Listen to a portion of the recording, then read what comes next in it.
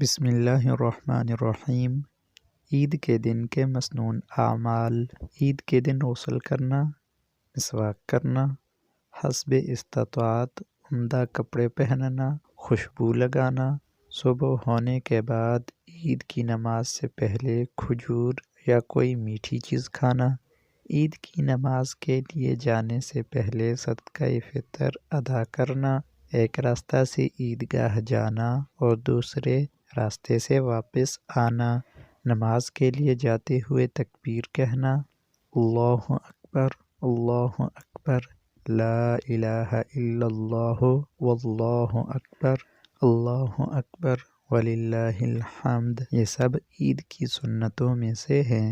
حضور اکرم صلی اللہ علیہ وسلم عید الفطر میں نماز سے پہلے کچھ کھا کر ہی جاتے تھے اور عید الاضحیٰ میں بغیر کھائے جاتے تھے۔